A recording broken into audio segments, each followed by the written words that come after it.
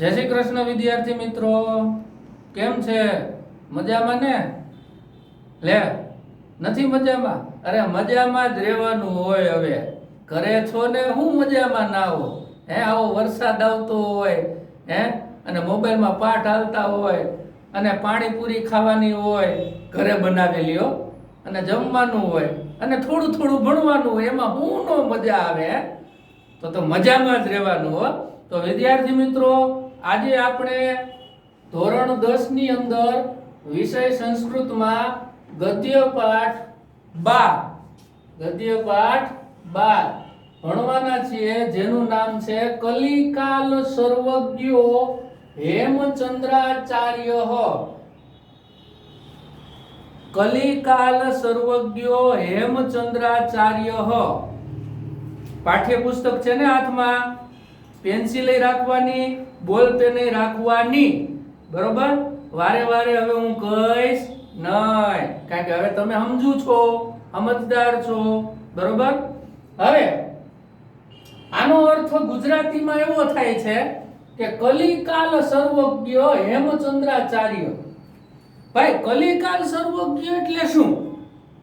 કે કલિકાલ સર્વજ્ઞ એટલે શું સમજાય છે? હજી એકવાર બોલું, કલિકાલ સર્વજ્ઞ એટલે શું? કલી એટલે કળિયુગ, કાળ એટલે સમય, બરોબર? કે કળિયુગમાં બધું જાણનાર, સર્વજ્ઞ એટલે બધું જાણનાર હેમચંદ્રાચાર્ય. હેમચંદ્રાચાર્ય તો ગુજરાત રાજ્યનું નામ રોશન કર્યું છે વ્યાકરણ ગ્રંથ લખીને. જેમ સંસ્કૃત સાહિત્યની અંદર વ્યાકરણના પિતા મહર્ષિ પાણિનીને માનવામાં આવે છે, બરોબર? એમ ગુજરાતી સાહિત્ય એટલે કે વ્યાકરણના પિતા લગભગ કદાચ હેમચંદ્રાચાર્યને માનવામાં આવે છે. તો ગુજરાતનું નામ રોશન થયું કે ના થયું? થયું ને? તો ઈ પાઠ આપણે ભણવાના છીએ.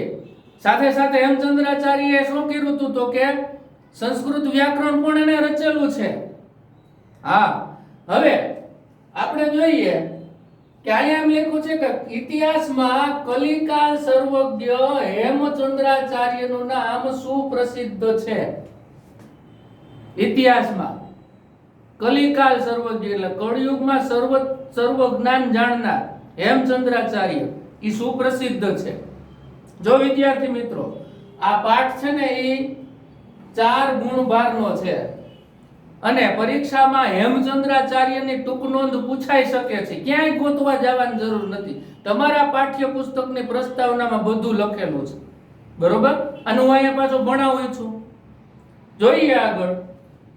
હેમચંદ્રાચાર્યનો જન્મ તો કે વિક્રમ સંવંત 1145 ની કાર્તિકી પૂર્ણિમાના દિવસે અમદાવાદ જિલ્લાના ધંધુકા ગામે થયો હતો. જોઈ લ્યો એનો જન્મ. ટૂંક નોંધ લખ્યું હોય તો કામ આવશે, બરોબર?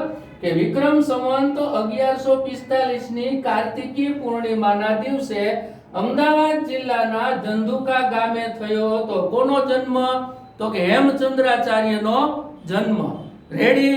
આગળ જોઈએ. હવે એનું મૂળ નામ શું હતું? તો કે ચંગદેવ હતું. એનું મૂળ નામ શું હતું? તો કે ચંગદેવ હતું. હવે આગળ જોઈએ ત્રીજો પોઈન્ટ. ચંગદેવે 8 વર્ષની વયે, એટલે કે 8 વર્ષની ઉંમરે ખંભાત મુકામે દેવચંદ્ર સુરીજી મહારાજ પાસેથી દીક્ષા લીધી. ક્યાં? તો કે ખંભાત મુકામે દેવચંદ્ર સુરીજી પાસેથી, એટલે કે મહારાજ પાસેથી હું લીધી? તો કે દીક્ષા લીધી. કારણ કે જૈન હતા, બરોબર?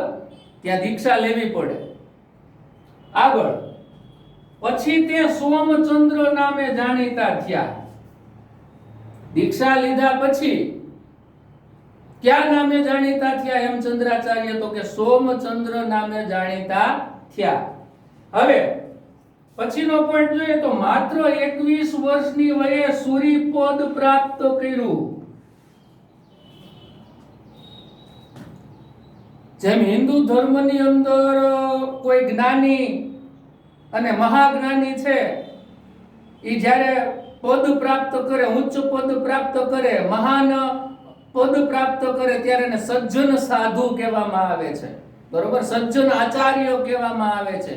એમ જૈન સાધુની અંદર કોઈ વ્યક્તિ, જૈન ધર્મની અંદર કોઈ વ્યક્તિ ઉચ્ચ પદ પ્રાપ્ત કરે, શિક્ષા પ્રાપ્ત કરે, જ્ઞાન પ્રાપ્ત કરે ત્યારે એને સૂરી પદ પ્રાપ્ત કર્યું કહેવાય, એવું કહેવામાં આવે છે. આગળ જોઈએ. સૂરી પદ પ્રાપ્ત કર્યું પછી હેમચંદ્ર સૂરી નામે પ્રખ્યાત થયા. હેમચંદ્રાચાર્યએ સૂરી પદ પ્રાપ્ત કર્યું પછી હેમચંદ્ર સૂરી નામે પ્રખ્યાત થયા અને ઓળખાયા, બરોબર. હવે ફરીવાર, કારણ કે 2 માર્કની ટૂંક નોંધમાં પૂછાય છે કે હેમચંદ્રાચાર્યનો જન્મ વિક્રમ સંવત 1145 ની કાર્તિકાના પૂર્ણિમાના દિવસે અમદાવાદ જિલ્લાના ધંધુકા ગામે થયો હતો. ત્યાર પછી શું થયું તો કે એનું નામ હતું મૂળ ચંગદેવ. ત્યાર પછી 8 વર્ષની વયે એણે ખંભાત મુકામે દેવચંદ્ર સૂરીજી મહારાજ પાસેથી હું લીધી તો કે દીક્ષા લીધી, ભણવા માટેની, જ્ઞાન માટેની, જ્ઞાન મેળવવા માટેની. ત્યાર પછી સોમચંદ્ર નામે પ્રખ્યાત થયા અને માત્ર ને માત્ર 21 વર્ષની નાનામાં નાની ઉંમરે એને સૂરી પદ પ્રાપ્ત કર્યું. વિચાર કરો કેટલી બુદ્ધિ પાવરફુલ હશે, કેટલું જ્ઞાન હશે એનામાં, કેટલું ગ્રહણ કરવાની શક્તિ હશે, કેટલી એકાગ્રતા હશે, બરોબર. હવે આપણે આગળ જોઈએ કે આપણે જે મૂળ પાઠ ભણવાનો છે એમાં એક બીજું પણ પાત્ર આવે છે. કયું પાત્ર આવે છે તો કે સિદ્ધરાજ જયસિંહ. સિદ્ધરાજ જયસિંહ છે પાટણનો રાજા હતો, પાટણ જિલ્લાનો. અત્યારે પાટણ જે કહેવાય ને પટોળા વાળું પાટણ, ઈ પાટણ જિલ્લો એનો રાજા હતો સિદ્ધરાજ જયસિંહ, બરોબર. અને ત્યારના સમયમાં એ અણહિલપુર કહેવાતું. પાટણનું પ્રાચીન નામ શું છે તો કે અણહિલપુર, બરોબર, જે આપણે ભણવામાં આવશે. હવે આપણે ગદ્ય પાઠ પ્રમાણે કથા વસ્તુ જોઈએ તો સિદ્ધરાજ જયસિંહે માળવા ઉપર વિજય કર્યો. માળવા એટલે અત્યારનું મધ્યપ્રદેશ, પહેલા એ માળવા કહેવાતું. તો માળવાના રાજા કોણ હતા? મધ્યપ્રદેશના રાજા કોણ હતા? આપણે 9મા ધોરણમાં 3જો પાઠ ભણી ગયા છે, પરમ નિદાનમ કહમ. હા, વાહ, હજી યાદ છે. આમથી જવાબ આવ્યો, રાજા ભોજ હતા. એની ઉપર સિદ્ધરાજ જયસિંહે ચઢાઈ કરી. કોણે? તો કે સિદ્ધરાજ જયસિંહે. કોના ઉપર? તો કે માળવાના રાજા યશોવર્મા અથવા ભોજ ઉપર, બરોબર. ત્યાંથી સિદ્ધરાજ જયસિંહ પાછો ક્યાં આવ્યો તો કે પાટણ આવ્યો, અણહિલપુર આવ્યો અને તેની સાથે ત્યાંનો ગ્રંથ ભંડાર અને ધન ભંડાર અહીંયા લઈ આવ્યો ગુજરાતની અંદર, પાટણમાં. હવે સિદ્ધરાજ જયસિંહ છે એ પોતે લઈ આવે તો છે જ બધું ગ્રંથ ભંડાર અને ધન ભંડાર, પણ ધન ભંડાર છે એને એક કોઈ મૂકી દેશે, એક જગ્યાએ મૂકી દેશે. એનો ગ્રંથ ભંડાર જુએ છે. કોનો? રાજા ભોજનો, બરોબર. અને એમાં એક સરસ મજાનો વ્યાકરણ ગ્રંથ મળે છે, ભોજ વ્યાકરણ. એટલે સિદ્ધરાજ જયસિંહને વિચાર આવે છે કે મારી પાસે ઘણું બધું ધન છે, હું ઘણો બધો સમૃદ્ધ છું, પણ આ ભોજની જેમ ખ્યાતિ છે, જેમ નામના છે, જેમ કીર્તિ છે, બરોબર, એવી મારી કીર્તિ નથી. તો મારે કીર્તિ વધારવી હોય તો મારે એવી રચના કરવી પડે, એવા સાહિત્યની રચના કરવી પડે જેથી મારી કીર્તિ હું મરું તો પણ જીવિત રહે. એવો વિચાર કરતો હતો. અને વિચાર કરતો કરતો એને કોણ યાદ આવ્યું તો કે હેમચંદ્રાચાર્ય યાદ આવ્યા. હવે પોતે હેમચંદ્રાચાર્ય પાસે જાય છે અને નિવેદન કરે છે કે મહારાજ, ગુરુજી, હું તમને એક નિવેદન કરું છું. તો હેમચંદ્રાચાર્ય એમ કે છે કે બોલો રાજન, શું આજ્ઞા છે? તો સિદ્ધરાજ જયસિંહ એમ કે છે કે આચાર્ય, મારી પાસે ઘણું બધું છે, ધન દોલત છે, હું સમૃદ્ધ છું, પણ ભોજની જેવી કીર્તિ છે, ભોજની જેવી નામના છે એવી નામના મારી પાસે નથી. એવું કંઈક કરો, એવું સાહિત્ય રચો તમે, જેથી તમારી અને મારી કીર્તિ અમર બને. બરોબર? ત્યારે હેમચંદ્રાચાર્યએ શેની રચના કરી? તો કે સિદ્ધ હેમ શબ્દાનુશાસન. સિદ્ધ હેમ શબ્દાનુશાસનની રચના કરી અને તેને સિદ્ધ હેમ વ્યાકરણ પણ કહેવામાં આવે છે. રાજા સિદ્ધરાજના કહેવાથી હેમચંદ્રાચાર્યએ રચના કરી. શેની રચના કરી? તો કે સિદ્ધ હેમ શબ્દાનુશાસનની રચના કરી, જેને આપણે સિદ્ધ હેમ વ્યાકરણ તરીકે પણ ઓળખી શકીએ છીએ. તો આવી રચના ઘણી બધી વાર કરી, પણ પહેલી રચના કઈ? તો કે સિદ્ધ હેમ શબ્દાનુશાસન, એટલે કે સિદ્ધ હેમ વ્યાકરણ. આમાં બેયનું નામ આવી ગયું. સિદ્ધ એટલે સિદ્ધરાજ જયસિંહ અને હેમ એટલે હેમચંદ્રાચાર્ય અને શબ્દાનુશાસન. બરોબર? સમજાઈ ગયું? એટલે સિદ્ધરાજે શું કીધું તું કે એવી કઈક સાહિત્યની રચના કરો જેથી તમારી અને મારી કીર્તિ અમર બને. તો એ નામ એટલે પાડવામાં આવ્યું સિદ્ધ હેમ શબ્દાનુશાસન. સિદ્ધરાજ જયસિંહ એ રાજા હતો અને હેમચંદ્રાચાર્ય હતા એ મહાન વ્યાકરણ શાસ્ત્રી હતા, જ્ઞાની હતા. બરોબર? હવે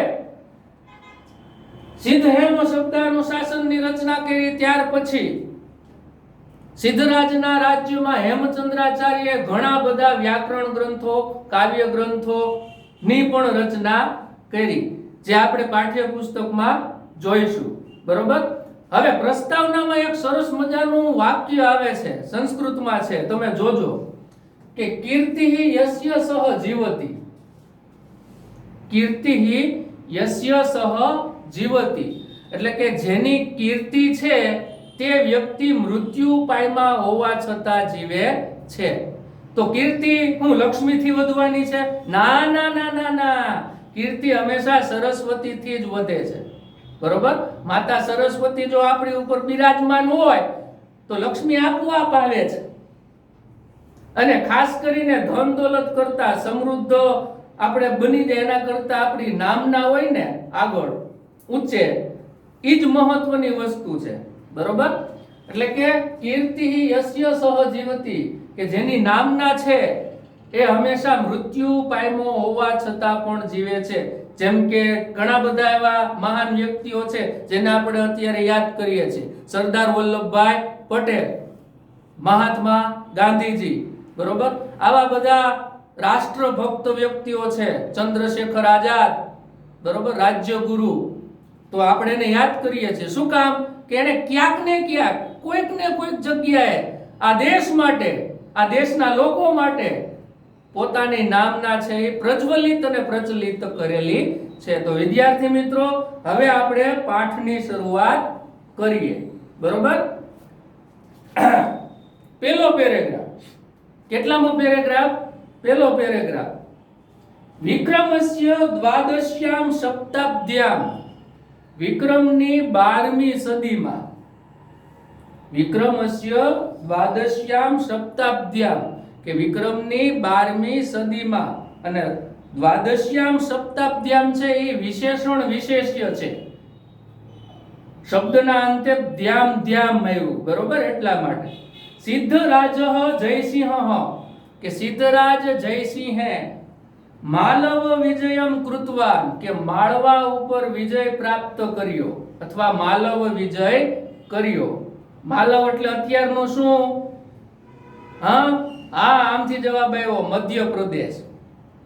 કૃતવાન છે કર્તરી ભૂત કૃદંત છે, લખી નાખજો. બરોબર? અંડરલાઈન કરજો. વિક્રમસ્ય દ્વાદશ્યામ સપ્તાબ્દ્યામ સિદ્ધરાજ જયસિંહ માલવ વિજય કૃતવાન, કે વિક્રમની 12મી સદીમાં સિદ્ધરાજ જયસિંહે માલવ વિજય કર્યો. વિજયાંતરમ, વિજય થઈ ગયા પછી, વિજયાંતરમ એટલે વિજય થઈ ગયા પછી સિદ્ધરાજ જયસિંહ નૃપતે યશોવર્મેણ, કે સિદ્ધરાજ જયસિંહ રાજા યશોવર્માનું સર્વ ધનમ ગૃહીત્વા, બધું ધન લઈને, ગૃહીત્વા કયો કૃદંત છે? હા, આમથી જવાબ આવ્યો, સંબંધક ભૂત કૃદંત. અણહિપુરમ કે અણહિલપુરમ, હા, અણહિલપુરમ પ્રતિઆગતવાન કે અણહિલપુર એટલે કે પાટણ, અત્યારનું પાટણ, પટોળા વાળો, પાછો ફર્યો. ફરીવાર જોઈ લે. વિજયાંતરમ જયસિંહ નૃપતે યશોવર્મેણ સર્વધનમ ગૃહીત્વા અણહિલપુરમ પ્રતિઆગતવાન કે વિજય થઈ ગયા પછી રાજા જયસિંહ રાજા યશોવર્માનું બધું ધન લઈને અણહિલપુર એટલે કે પાટણ, કાઉસમાં લખવાનું, પાછો ફર્યો. પ્રતિઆગતવાન છે કયો કૃદંત છે? તો કે કર્તરીભૂત કૃદંત. ધનેન સહ, ધનની સાથે, ધનેન છે તૃતીયા વિભક્તિ એક વચન છે, બરોબર? ધનેન, ધનાભ્યામ, ધને હે.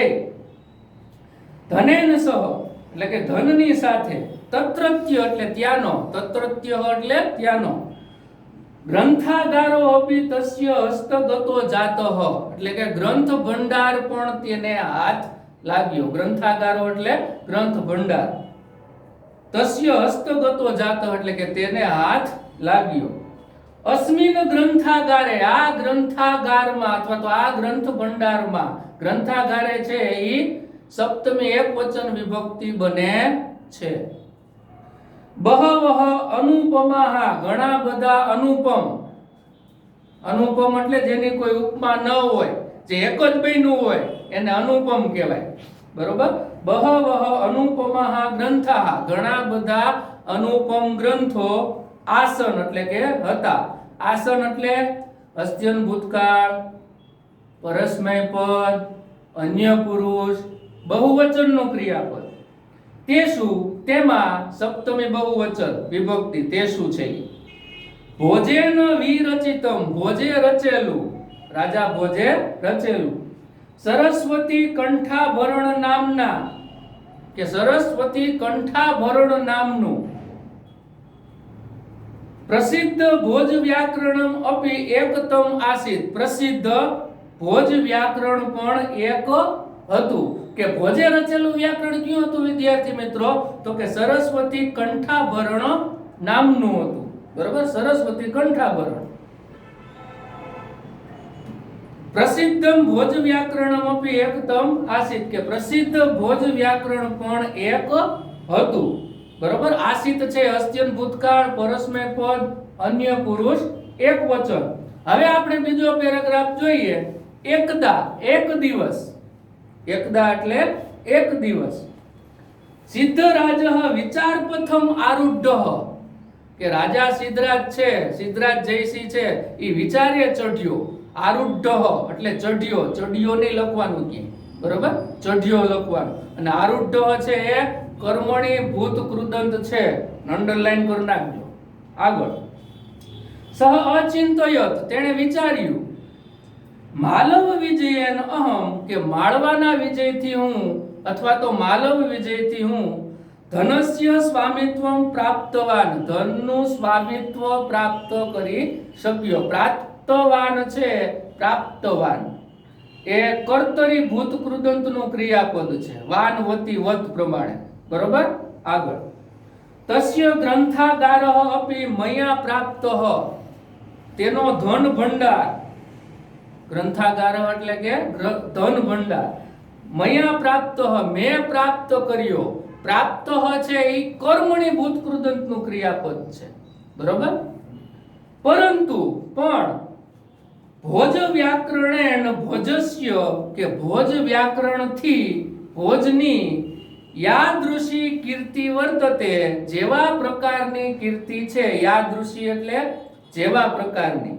કીર્તિ હિ વર્તતે કીર્તિ છે, વર્તતે છે એ આત્મનેપદ વર્તમાન કાળનું છે, અન્ય પુરુષ એક વચન. તાદૃશી કીર્તિ મયા ન પ્રાપ્તા તેવા પ્રકારની કીર્તિ મેં પ્રાપ્ત કરી નથી, બરોબર? તાદૃશી એટલે તેવા પ્રકારની. પ્રાપ્તા છે કર્મણી ભૂતકૃત. અતઃ માટે એતાદૃશમ કિમપી કરણીયમ એવા પ્રકારનું કાંઈક કરવું જોઈએ. એતાદૃશી કિમપી કરણીયમ એટલે કે એવા પ્રકારનું કાંઈક કરવું જોઈએ. કરણ્યમ છે એ કયો કૃદંત છે વિદ્યાર્થી મિત્રો? હા, નથી સંભળાતું. વિદ્યાર્થ કૃદંત. Very good. યેન જેથી મદિયા કીર્તિ અપી, મારી કીર્તિ પણ તાદૃશી ભવેત, તેવા પ્રકારની બને, યાદૃશી જેવા પ્રકારની ભોજસ્ય અસ્તિ, ભોજની છે. તો વિદ્યાર્થી મિત્રો અહીંયા જોઈએ આપણે, ફરીવાર હું બોલી જાઉં છું ઝડપથી. એકદા સિદ્ધરાજ વિચાર તમારું ઢ, એકદા એટલે કે એક વખત, એક દિવસ સિદ્ધરાજ છે વિચારે ચડ્યો. સહચિંત્ય, તેણે વિચાર્યું, માલવ વિજયન અહમ ધનસ્ય સ્વામિત્વમ પ્રાપ્તવાન, કે માલવ વિજયથી મેં ધનનું સ્વામિત્વ પ્રાપ્ત કર્યું. બરોબર? યસ્ય અથવા તસ્ય ગ્રંથાગાર અપી મયા પ્રાપ્ત, તેનો ગ્રંથ ભંડાર પણ મેં પ્રાપ્ત કર્યો. પરંતુ પણ ભોજ વ્યાકરણેન ભોજસ્ય યાદૃશી કીર્તિ વર્તતે, કે ભોજ વ્યાકરણથી ભોજની જેવા પ્રકારની કીર્તિ છે, તાદૃશી કીર્તિ મયા ન પ્રાપ્તા, તેવા પ્રકારની કીર્તિ મેં પ્રાપ્ત કરી નથી.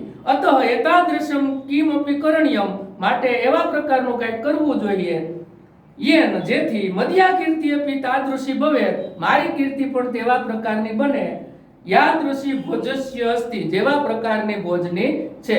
તો વિદ્યાર્થી મિત્રો અહીં આપણે 12મા પાઠનો પહેલો ભાગ પૂર્ણ કરીએ છીએ. બીજા ભાગમાં આપણે વ્યાકરણ જોઈશું અને બીજો ભાગ પણ સારી રીતે જોઈશું. તો જય શ્રી કૃષ્ણ, જય હિન્દ.